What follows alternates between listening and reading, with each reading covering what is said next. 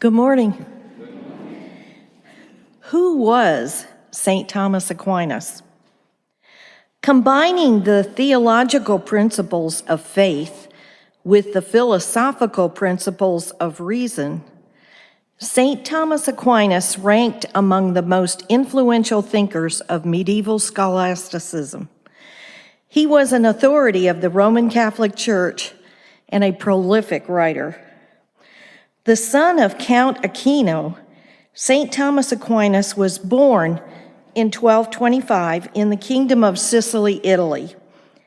He had 8 siblings and was the youngest child.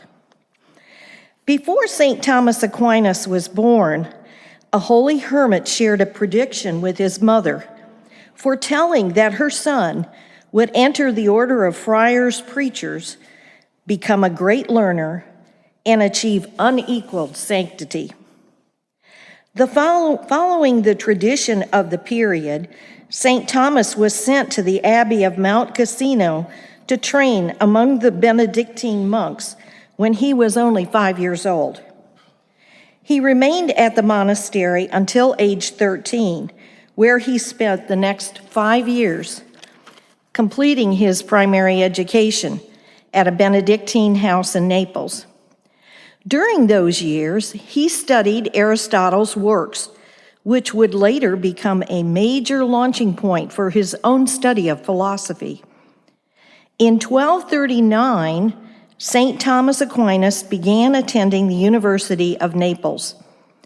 In 1243, he secretly joined an order of Dominican monks, receiving the habit there in 1244, 1 year later.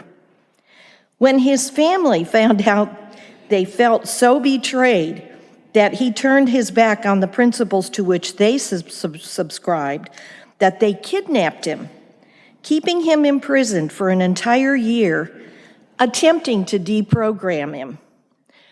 I'm glad I'm not the only one that thought of that. He held fast to his beliefs and returned to the Dominican order following his release in 1245. From 1245 to 1252, St. Thomas Aquinas continued to pursue his studies with the Dominicans in Naples, Paris, and Cologne. He was ordained in Cologne, Germany in 1250 and went on to teach theology at the University of Paris under the tutelage of St. Albert the Great. St. Thomas Aquinas subsequently earned his doctorate in theology there. Consistent with the holy hermit's prediction, Thomas proved an exemplary scholar, though ironically, his modesty sometimes led his classmates to misperceive him as dim-witted. After reading Thomas's thesis and thinking it brilliant, his professor, St. Albert the Great, proclaimed in Thomas's defense, quote, "We call this young man a dumb ox, but his bellowing doctrine will one day resound throughout the world," close quote. St. Thomas Aquinas' work goes on to discuss faith and reason's roles in perceiving and proving the existence of God.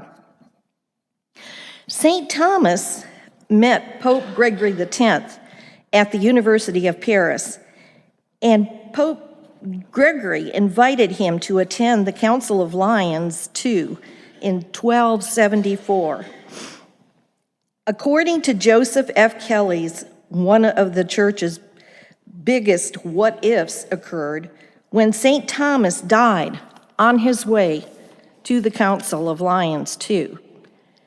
How would one of the greatest theologians who ever lived would have influenced that council? He was canonized by Pope John XXII in 1323.